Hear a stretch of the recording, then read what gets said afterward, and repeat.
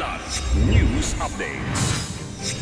Mga balita ngayon, Nadia Montenegro nag-resign bilang political officer ni Senator Robin Padilla.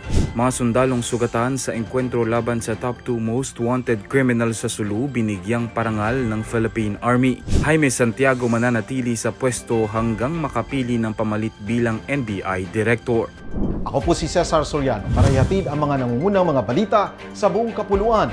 Ngayon, tuluyan ang nagbitiw sa pwesto bilang political officer ni Senator Robin Padilla si Nadia Montenegro. Sa gitna ito ng mga paratang ng paggamit umano nito ng marijuana sa gusali ng Senado. Ayon sa opisina ni Padilla, natanggap nila ngayong araw ang written explanation at tinanggap ang resignation letter ni Montenegro. Wala naman itong dahilan na isinaad sa kanyang pagbaba sa posisyon. Noong nakaraang linggo nang lumabas ang incident report ng Senate Sergeant at Arms na nasa loob umano ng banyo ng babae si Montenegro nang biglang nag-amoy marijuana. Itinanggi ng aktres ang aligasyon.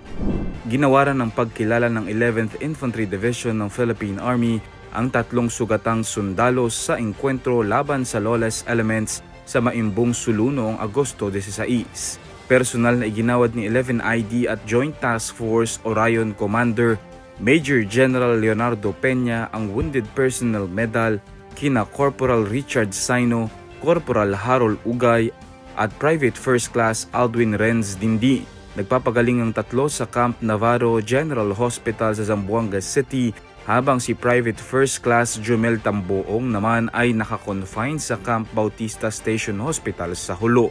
Binigyang pugay ni Peña ang katapangan ng mga sundalo kasabay ng pagtiyak ng buong suporta sa kanilang pag-recover.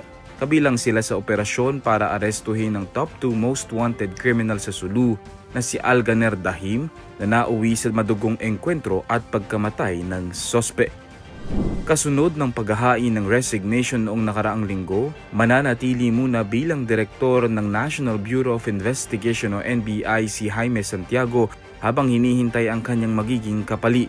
Sa kanyang pagdalo sa flag raising ceremony ng NBI kaninang umaga, sinabi ni Santiago na bilang pagrespeto ito kay Pangulong Ferdinand Marcos Jr.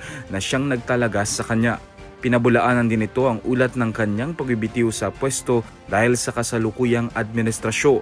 Matapos nitong ilahad sa kanyang irrevocable resignation letter na may ilang detractors at nag-iinteres sa kanyang posisyon na nagnanais na masira ang kanyang reputasyon. Samantala, ikinalungkot ng Department of Justice o DOJ ang biglaang pagre-resign ni Santiago. Inirekomenda naman nila si Justice Undersecretary Jesse Andres bilang acting director ng NBI. Para sa Kidlat News Channel, ako si Renzel Lenon, nag-uula. ako po si Cesar Soriano, kasama nyo sa bawat pagputo ng balita.